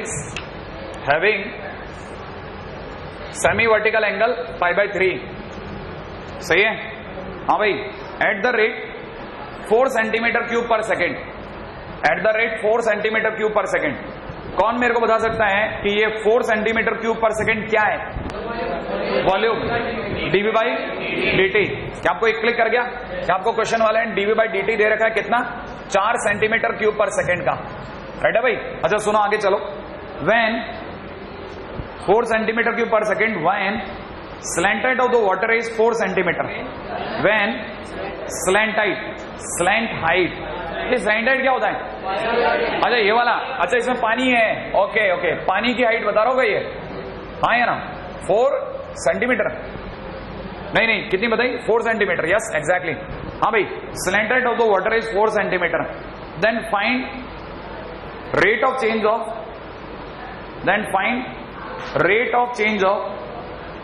slant height, then find rate of change of slant height, then find rate of change of slant height। ये rate of change of slant height बोले तो क्या मांग रहा है ये? dl by dt। अच्छा dl by dt, आप में से कितने लोगों को पता है कि ये slant height जो होती है नॉर्मली l होती है? श्योर है क्या? आप में से कितने लोगों को पता है ये क्या चीज है? r, बेहतरीन। ये क्या चीज है? h, श्योर है क्या? आप में से कितने लोगों को पता है ये कितना एंगल है? अरे π/3 माने 60 डिग्री, 60 डिग्री है ना भाई, भूले तो नहीं आप लोग? अच्छा ये अगर 60 डिग्री है तो आप में से कितने लोग मेरे को ये बता सकते हैं कि L और R के बीच में रिलेशन सोचना है, L और H के बीच में कितने लोग पता है? ये अगर H है, ये अगर H है और ये अगर L है तो ये L cos 60 है, याद है कि नहीं है? अरे जिधर एंगल लगता है वो cos की साइड, याद है? आप में से किसी को याद हो ये टेढ़ा पड़ा हुआ खंबा नीचे गिरेगा तो वो खांसता हुआ बाहर आएगा, L cos 60 डिग्री, नहीं आया? अरे आप छोड़ दो। तो finally H is equal to कितना हो जाएगा? L cos 60 degree. अच्छा और R इज इक्वल टू कितना हो जाएगा? बोलना तो आप ही को पड़ेगा, L sin 60 डिग्री। कितना पता है लोगों को? पता है कि ये L/2 और ये वाली वैल्यू √3 L/2। अच्छा, वॉल्यूम क्या होता है? मैं वापस वॉल्यूम भूल रहा हूं, इसका वॉल्यूम 1/3 पाई r स्क्वायर h, और मेरे को r भी नहीं चाहिए और h भी नहीं चाहिए, मुझे तो सिर्फ l चाहिए। नहीं आपकी कहानी नहीं पकड़ में आई, आपको ये पता चल रहा है कि आपको कहानी में सिर्फ l चाहिए, क्योंकि आपको dv बाई dt देकर के dl बाई dt पूछा जा रहा है। उसने ना तो r पे बात करनी है ना h पे बात करनी है। तो आप में से कितने लोगों को पता चला कि आपने 1/3 ठीक रखा, पाई ठीक रखा, r की जगह कितना चिपका दिया? r की जगह √3 L/2 का होल स्क्वायर इनटू में h की जगह कितना चिपका दिया? L/2। तो फाइनली हो गया, ये 3 बार है, इस 3 से ये 3 कट गया, ये इट इज π/8 इनटू में L3। ये आपकी क्या चीज आई? v। अब आप में से कितने लोग जानते हैं कि अगर बाई द वे आप क्या v इज इक्वल टू में π/8 L3 है तो जल्दी बताइए dv बाई dt क्या होगा? 3π/8 L square into dl by dt। अब आप मेरे को बताओ कि 3π/8 तो कांस्टेंट है, उसको तो टच नहीं करा, L कहां से लाऊं? L क्वेश्चन में दी होगी भैया, कहां से लाओगे? और जिस मोमेंट पे ये सारा खेल चालू हुआ था उस मोमेंट स्लैंट हाइट कितनी थी? 4। तो यहाँ पे देखा जाए तो 4 का स्क्वायर dl बाई dt मुझे निकालना है या दिया हुआ है? निकालना है। क्या मेरे को dv बाई dt दिया है? कितना दे रखा है? 4। तो इस 4 से ये 4 कम कर दूं, इस 4 से ये 8 कम हो गया, तो इसका मतलब dl बाई dt कितना बच गया? 2/3π, राइट है ना भाई? 2/3π, ये मेरा आंसर हो जाएगा dl बाई dt। हाँ भाई एक बार जरा दोबारा हो जाए सारी बात। क्या आपको ये बात समझ में आई कि वॉल्यूम जो होता है होता तो r और h में, लेकिन क्योंकि क्वेश्चन वाले ने l के बारे में बात करी थी इसलिए मैंने हर चीज को किससे लिंक कर दिया? l से। और l से लिंक करने के लिए जो भी l cos 60 वगैरह लगा करके फाइनली फार्मूला बनाया l की टर्म्स में, फिर उसको डिफरेंशिएट कर दिया, वैल्यू पुट कर दी। सही है? अब थोड़ा आगे और मैं आपको बता देता हूं, तीनों क्वेश्चन शीट में नहीं है ना?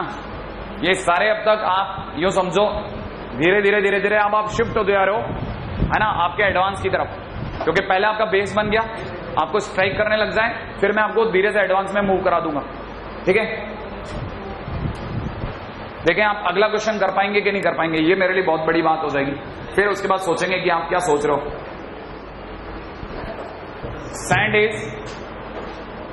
Sand is pouring Pouring.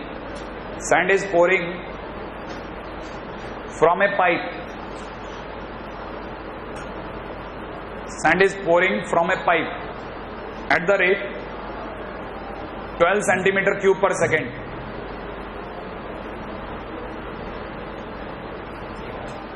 And forming a cone at the rate 12 centimeter cube per second.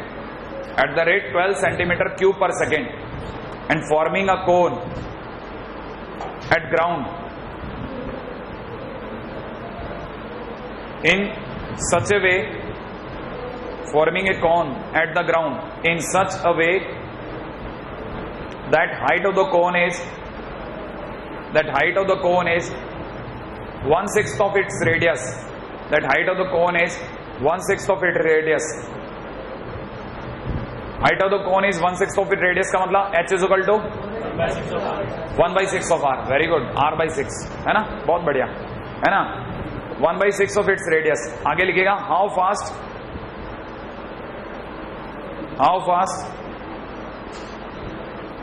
the height of the cone, how fast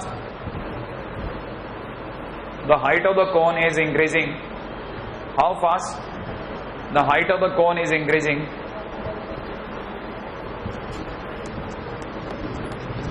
when height is 4 centimeter. When height is 4 centimeter. हाँ भाई, अभी मैं नहीं करवा रहा, आपको 2 मिनट का time दे रहा हूं, ट्राई कीजिए. कॉपी के पीछे लग जाओ भले, या फिर एक पेज पे लगा लो, लेकिन आंसर बनाओ. देखो कितना टाइम लगता है. ठीक है. How fast the height of the cone is increasing when height is 4 centimetre. ये तो पता चल गया कोन का मामला है. कौन dv बाई dt है, कौन dr बाई dt है, कितना h दिया है, ये सब आपको पता ही होगा.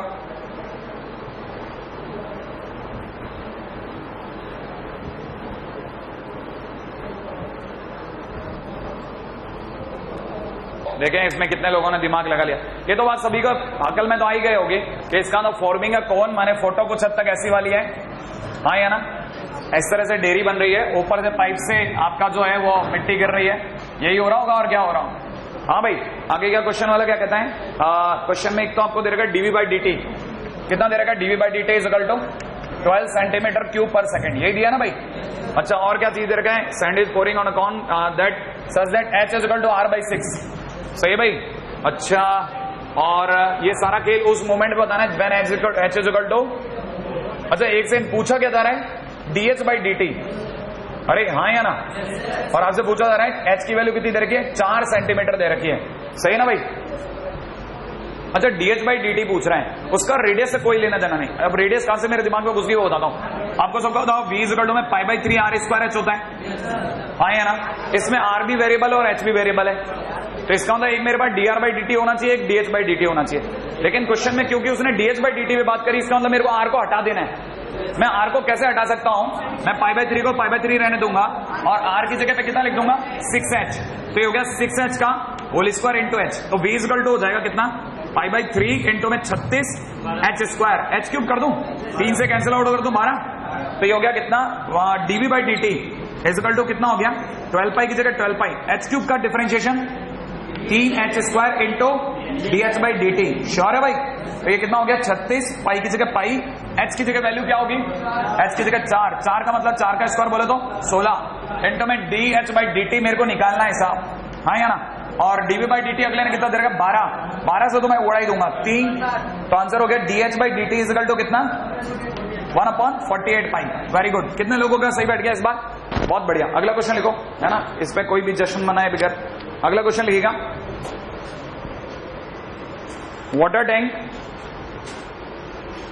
a water tank has a shape, a water tank has a shape of right circular cone. ठीक है भाई.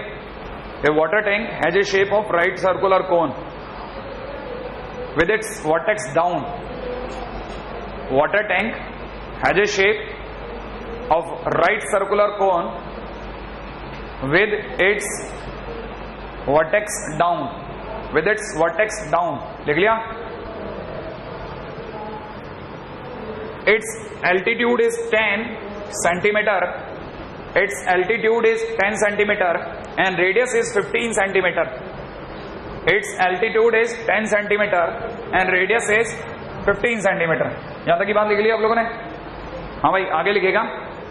रेडियस माने रेडियस ऑफ द बेस, है ना? हाँ भाई, water leaks from the boat, water leaks from bottom at a constant rate.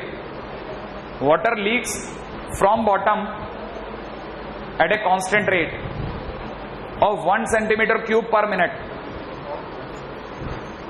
of 1 centimeter cube per second, sorry. ठीक है, water leaks from bottom at constant rate of 1 centimeter cube per second. तो इसका मतलब volume कम हो रहा है। आगे लिखेगा, and water is poured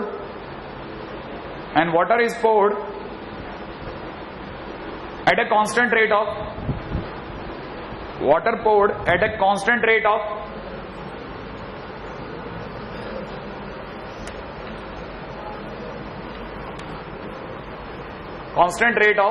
C centimeter cube per second.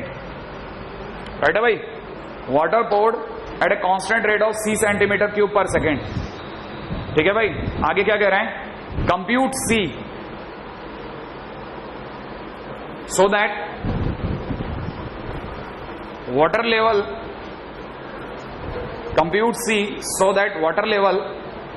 is rising at the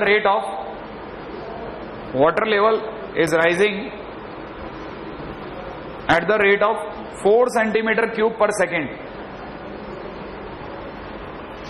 4 centimeter cube per second. 4 centimeter cube.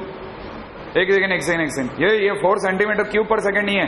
Water level is rising at the rate of, क्योंकि level कभी सेंटीमीटर क्यूब में नहीं बढ़ता, 4 centimetre per second. 4 centimetre per second. ये water level की rising का मतलब क्या हुआ? क्या बढ़ रहा है? हाइट। तो ये क्या चीज है? डी, हाँ ये dh बाई dt है, ऑब्वियस सी बात है। dh by dt is equal to कितना बताया? 4 सेंटीमीटर पर सेकेंड। आगे लिखना, एट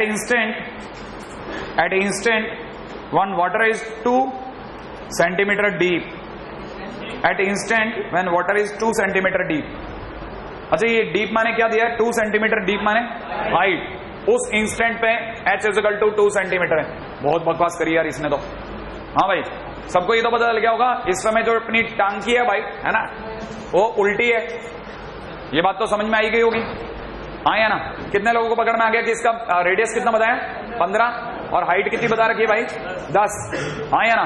तो इसका मतलब radius upon height is equal to 15/10। Sure है भाई? ये बात भी पक्की कर लो, रेडियस और हाइट दोनों दे रखे, radius upon height is equal to 15/10। अच्छा, आगे क्या कहता है? पानी गिर रहा है, पानी जो है वो धीरे धीरे लीक हो रहा है, राइट है? पानी जो है धीरे धीरे लीक हो रहा है, यहां से कहीं बॉटम से पानी जो है गिरे जा रहा है, और यहां से अपन एक पाइप पुट कर रखा है जिससे पानी अंदर आया जा रहा है, ठीक है? हाँ भाई, तो कितने लोगों को पता गया किस रेट से अंदर आ रहा है? किस रेट से अंदर आ रहा है? C सेंटीमीटर क्यूब से, माने C से। और कितने रेट से निकल रहा है? 1 से। तो फाइनली जो dV बाई dt है, हाँ, तो यहाँ पे जो इन दोनों को देख करके जो फाइनली कोई भी लिखता है वो लिखता है dV by dt is equal to कितना? C-1, जो बराबर आंसर आ रहा है ना भाई? लेकिन कहानी हो ना हो, पानी जो भी है उसकी शेप आज भी कॉनिकल है। क्या आपको बात पकड़ में आ रही है? पानी की शेप कॉनिकल है, इसका मतलब V is equal to π/3 r²h काम करेगा? अरे करेगा कि नहीं करेगा? करेगा। तो आप में से कितने लोगों को पता है V? एक सेकंड सुना, धीरे धीरे, एक सेकंड। कहानी में h दिया, dh बाई dt दिया, पूछा क्या है? क्या पूछा है? C पूछा है। इसका मतलब कहीं R के बारे में बात करी क्या? नहीं करी। इसका मतलब मुझे R को रिमूव कर देना चाहिए। मुझे r/h कितना दे रखा है? 3/2। अरे यार क्या कर रहे हो? हाँ या ना? तो R की जगह कितना पुट कर दूं? बोलना पड़ेगा 3h/2h, है ना भाई? तो V की जगह कितना हो जाएगा? π/3 इंटू में कितना? 3/2h का होल स्क्वायर इंटू h कर दूं। क्या आपको मेरी बात समझ में आई? ये 3 से 3 कट गया, फाइनली कितना रह गया? 3π/4 इंटू में कितना? h³ इज इक्वल टू कितना? V। अब बोलो, अब मैं क्या करूं? अगला पॉइंट बोलो आप तो, खड़ाखट dV बाई dt कर दूं। इसका मतलब dV by dt is equal to कितना हो गया? dV by dt is equal to 3π/4, तो कांस्टेंट h³ का 3h² इंटू में dh बाई dt कर दो। तो ये हो जाएगा 9 पाई बटा 4। बेटा तू इधर आ जा। h की वैल्यू 2 की वजह से 4 इंटू में dh/dt आपने बताया 4, इसकी जगह c-1। क्या आप निकाल लोगे? बताओ मेरे को c की वैल्यू क्या आएगा? अरे क्या है बताओ ना, बच्चों का क्वेश्चन है। अब कर लोगे? नहीं आया? इजी।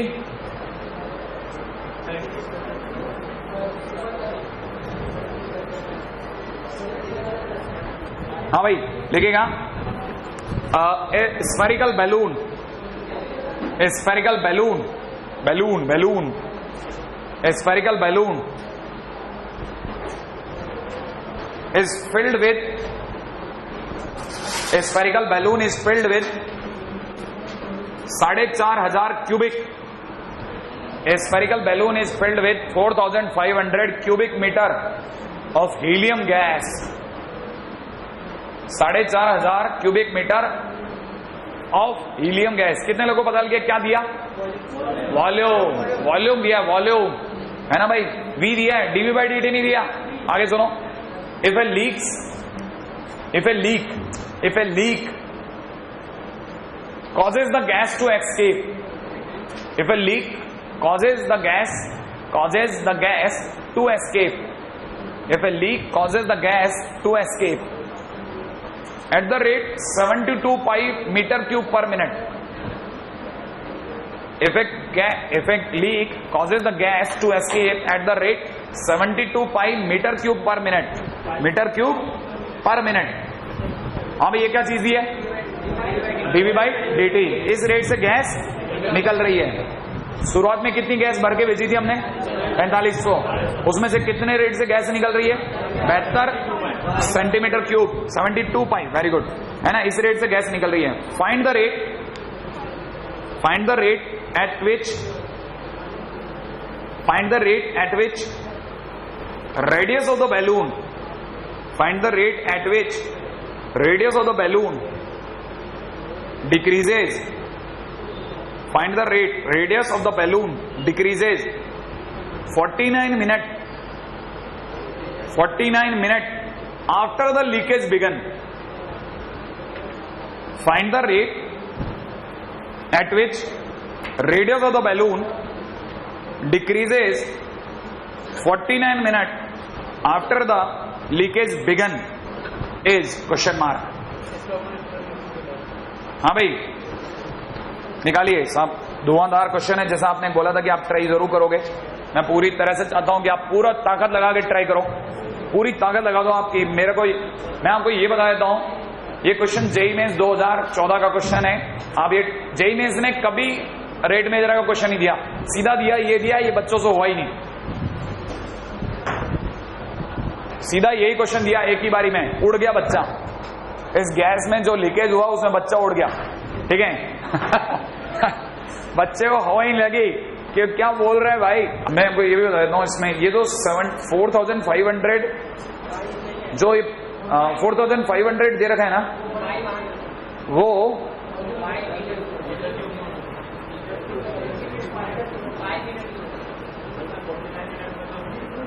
ये 4,500 पाई है। पाई कितना है? 4,500 पाई है। हाँ मुझे भी ये लगा, वरना हो ही नहीं सकता।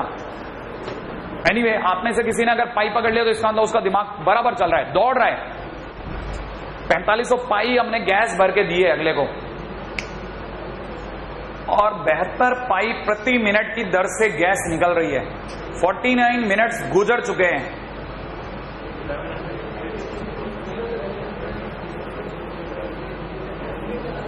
अरे खोपड़ी का क्वेश्चन है, कुछ नहीं है ये क्वेश्चन। क्या आंसर 7 आ रहा है? रेडियस पूछी होगी आपसे, रेडियस ऑफ द बैलून कितनी रह गई होगी रेडियस?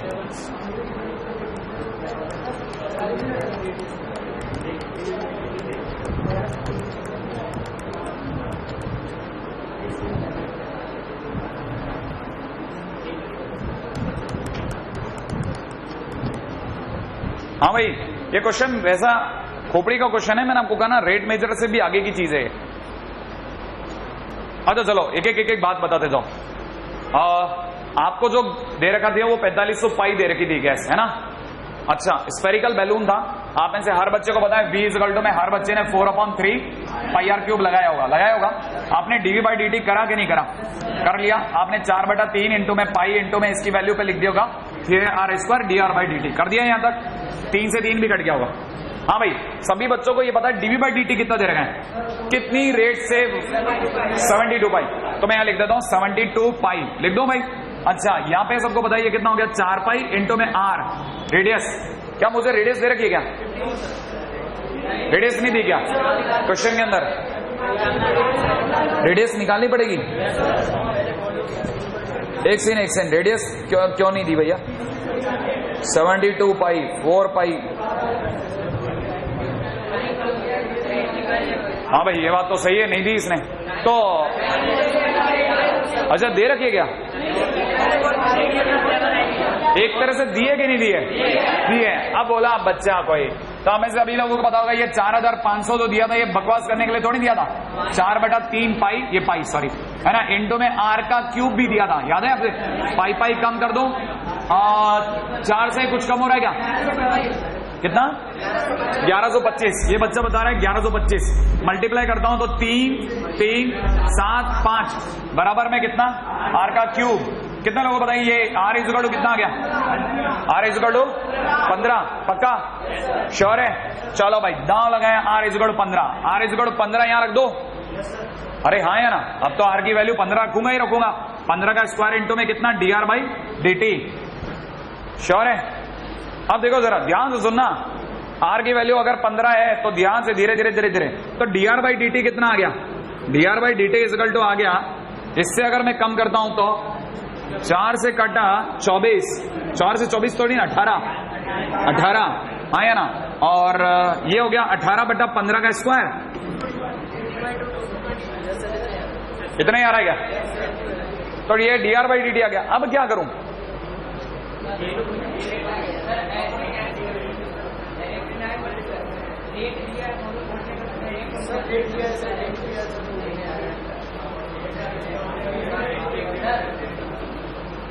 हाँ भाई, ये तो सब कुछ जमा नहीं अपने को।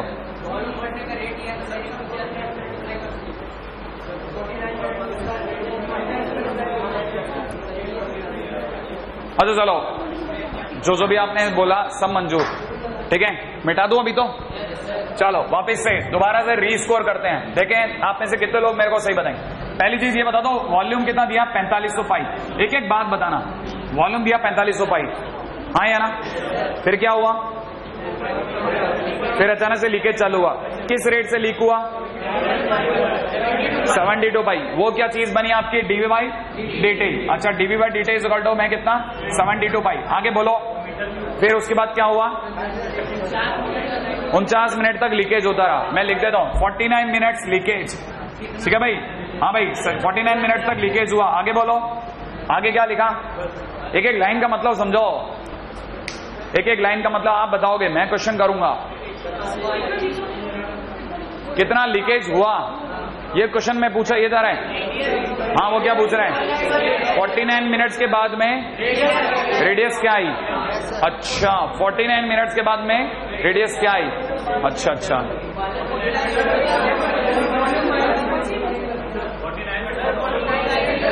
मैंने आपको एक ही क्वेश्चन दिया है, मैंने आपको दूसरा क्वेश्चन नहीं दिया। हाँ भाई, आंसर बोलो। आर इज इक्वल टू 9 है। मैं आपको ये बताता हूं, R is equal to 9 answer है। अब खोपड़ी लड़ा लो आप।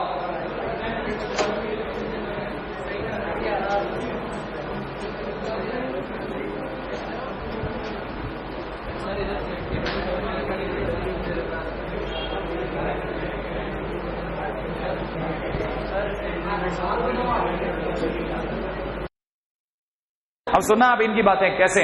ये रेड मेजर का क्वेश्चन ही नहीं है, ये कैसे हो गया? ठीक है, सुना। एक बैलून था जिसको 4500 पाई था ना, 4500 पाई वॉल्यूम की हीलियम गैस भर के हमने भेज दिया। उसके बाद क्या हुआ? उसमें लीकेज चालू हुई और 1 मिनट में 72 पाई गैस लीक हो रही है। तो 49 मिनट्स में कितनी गैस लीक हुई?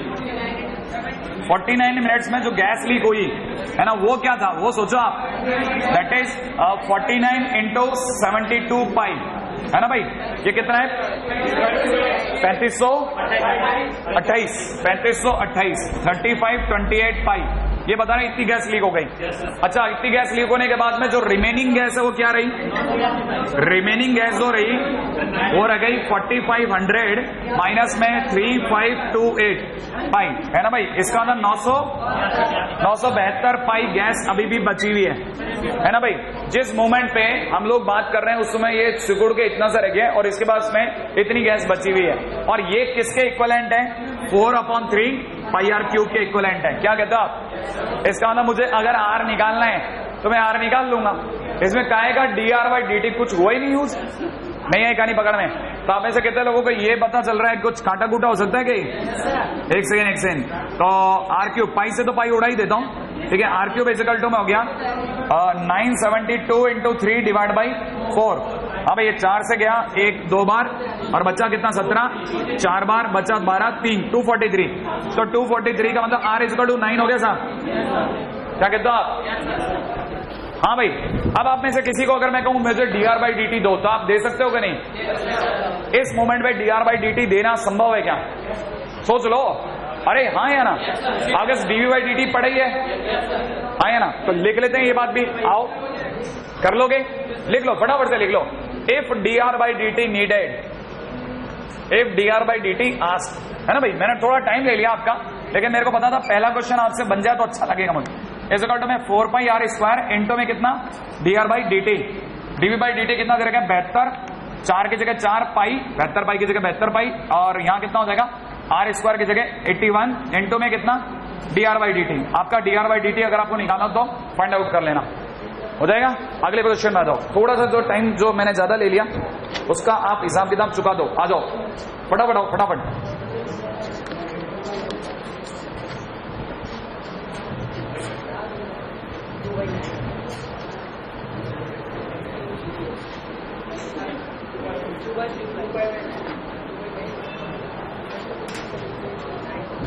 आगे चलो। A circular ink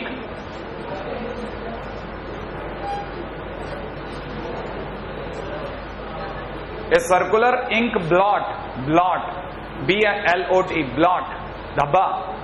A circular ink blot BLOT, है ना भाई। जो लिखा है वही बोल रहा हूं भाई, इसमें अपन दिमाग नहीं लगाते। BLOT blot.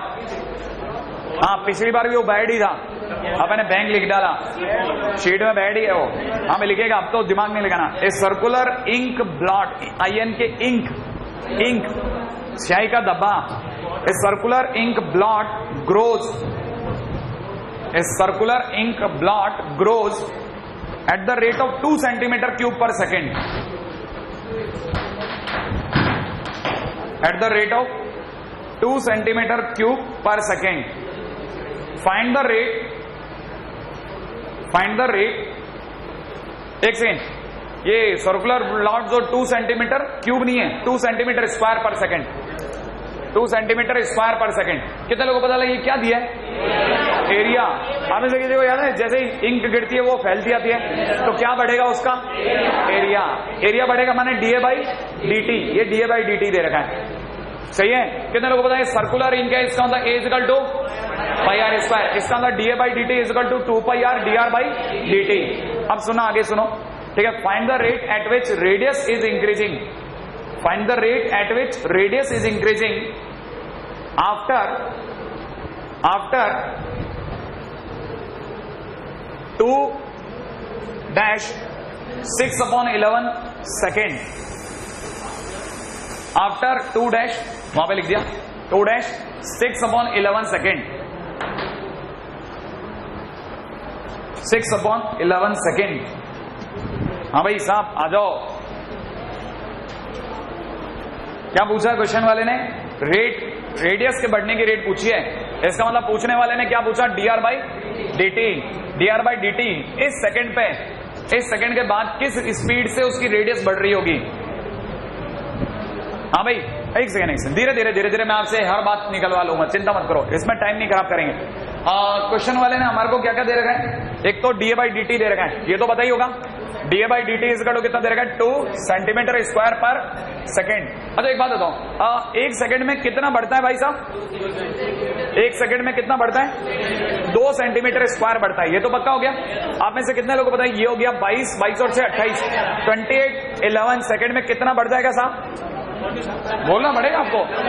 तो ये हो गया 2 इंटू 28/11 माने 56/11 सेंटीमीटर स्क्वायर बढ़ चुका होगा एरिया। क्या आपको क्लिक कर गया?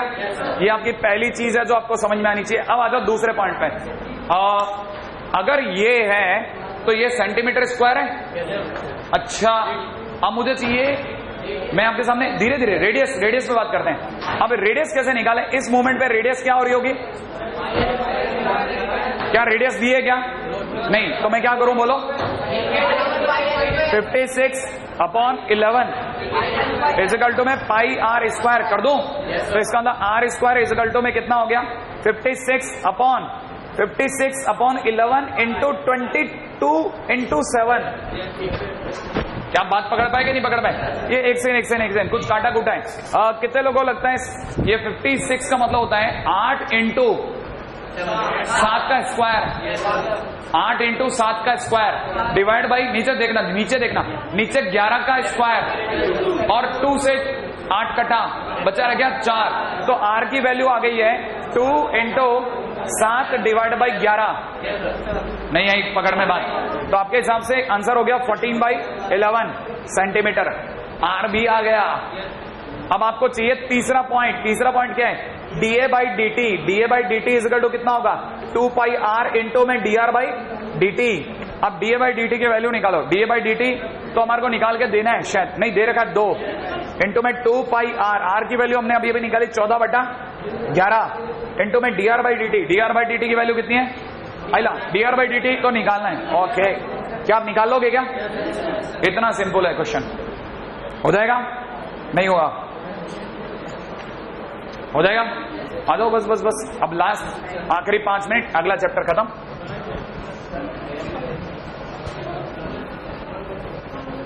है ना भाई? आ जाओ आप तो। अच्छा, आप में से कितने लोगों ने शीटें बनाई है? शीटें बनाई है? अच्छा, बनाई है ना भाई? अगर अपन शीट को मानते हैं कि 100 क्वेश्चन के, कितने क्वेश्चन बन जाएंगे? 100 में से कितने क्वेश्चन बन गए होंगे टेंजेंट और नॉर्मल के? 70% बन रहे हैं, 60-70% बन रहे हैं ना? चलो देखते हैं, है ना? हाँ भाई, अगला चैप्टर का नाम है अप्रोक्सीमेशन। एक भी क्वेश्चन नहीं है इसका अपनी शीट में, चिंता नहीं करें, ठीक है? अप्रोक्सीमेशन, ठीक है भाई? करो बात। हाँ भाई, लिखिएगा। हम लोगों को पता है, क्या पता है भाई, कि f' का बेसिक फार्मूला होता है fx प्लस h माइनस में कितना? fx divide by h। होता है कि नहीं होता? तो किसी दिन अगर मुझे फंक्शन के आसपास, माने x पर नहीं, x प्लस h पर वैल्यू निकालनी हो, तो मैं क्या ऐसा कह सकता हूं कि it is equivalent to fx plus में h इंटू f'। ये सोचो, ये क्या कह दिया मैंने? नहीं है कहानी पकड़ में? आप में से कितने लोगों को पकड़ में? ये क्या हो गया? ये क्या किया मैंने? इसको ये छोड़ा, इसको क्रॉस मल्टीप्लाई कर दिया। क्या आपको कहानी पकड़ में आई? अब सुनना, मैंने लाइन क्या बोली? डायलॉग था इंपॉर्टेंट। मैंने बोला फंक्शन में x के आसपास, जैसे मान लो, कितने लोगों को अंडररूट में 9 पता है? अंडररूट 9 की वैल्यू बोलो। 3, ओनली 3, प्लस माइनस 3 नहीं, 3, क्योंकि पॉजिटिव क्वांटिटी है। Under root is a positive quantity, तो आंसर कितना हुआ? 3। ये होता है एग्जैक्ट। लेकिन अगर इसके आसपास का कोई क्वेश्चन है, जैसे 10, नहीं है कहानी पकड़ में, तो मैं इसे पकड़ूंगा 9 प्लस 1, तो h की वैल्यू मेरे लिए हो गई 1। नहीं है कहानी पकड़ में?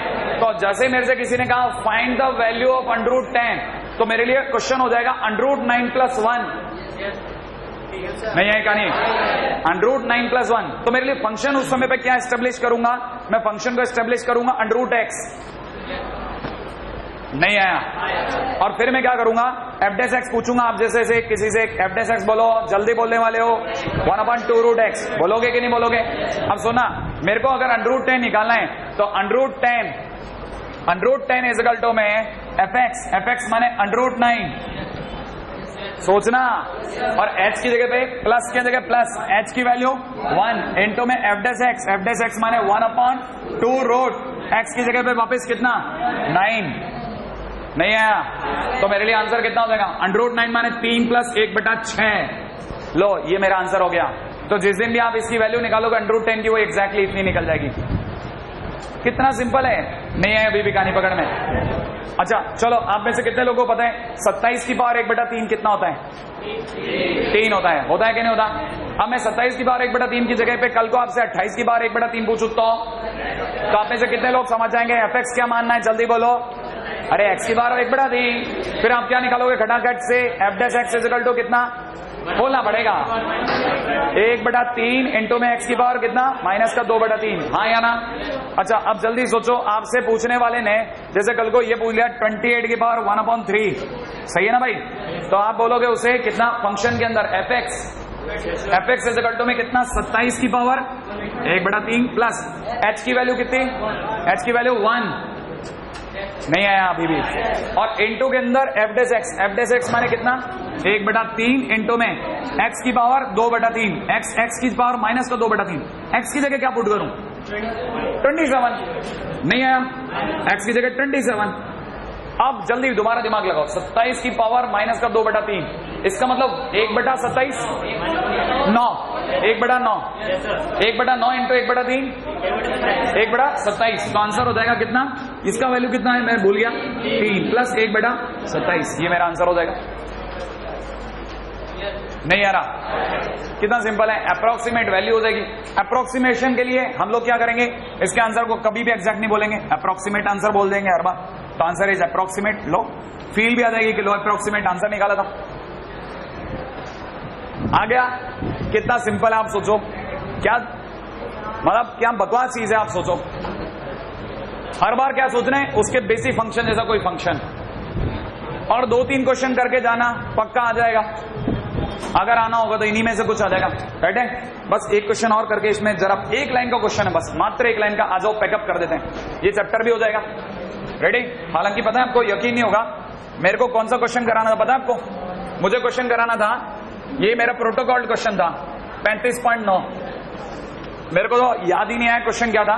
मैंने कहा चलो आपको समझा दूं। कितने लोगों को पता है √35.9 तो नहीं पता, लेकिन आपको √36 पता है, हाँ या ना? कितने लोगों को पता लग गया कि इसका मतलब हो गया? बहुत ध्यान से सोच के जवाब देना। इसका मतलब हो गया 36, √36, सोचते जाना, खटाखट सोचो, प्लस 0.1, वेरी गुड, इंटू में √x का 1/2√x, 1/2√36। नहीं आया बात? क्या आपको क्लिक कर गया? 1 लाइन में आंसर खत्म। ये करवाना था मुझे। कितने लोगों का आ गया ये वाला क्वेश्चन? आ गया क्या? क्लिक करने लग गया? कर गया? 3 हो गए, बताओ। मैं तो 1 करवाने वाला था। अगला question, in a triangle ABC, बस ये जरूर करने देना प्लीज आप, है ना? नहीं तो ये नहीं हुआ तो मतलब नहीं है। Prove that DA upon √(a² - b² sin² A is में DB अपॉन, फटाफट लिखो आप तो, मैं तो उल्टा खुद जल्दी में हूं, b² - a² sin² B।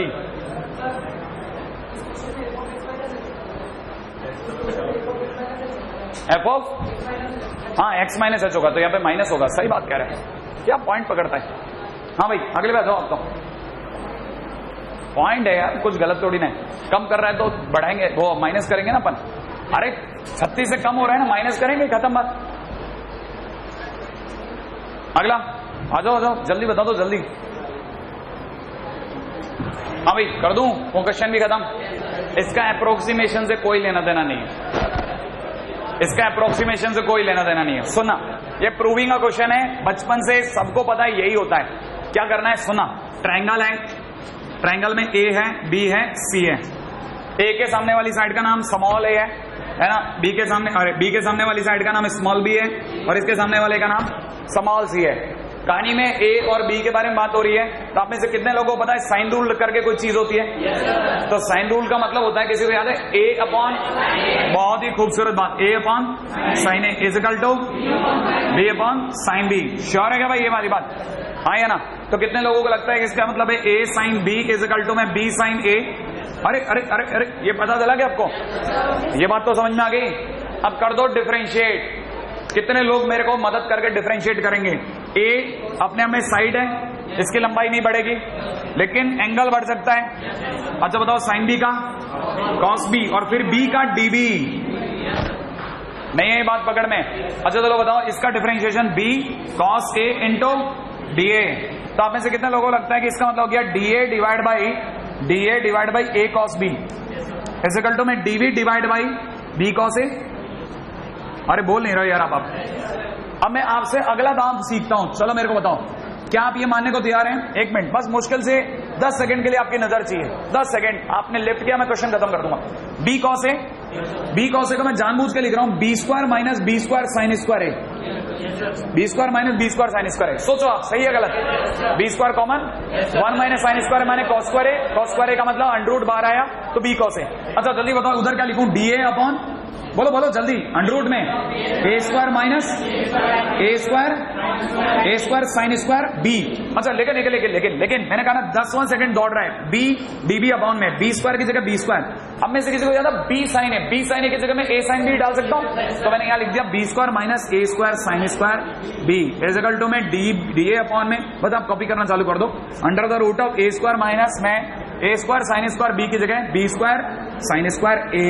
Lock प्रो हो गया हाँ या ना? 2 चैप्टर खत्म हुए। अब 2 चैप्टर खत्म किया हमने।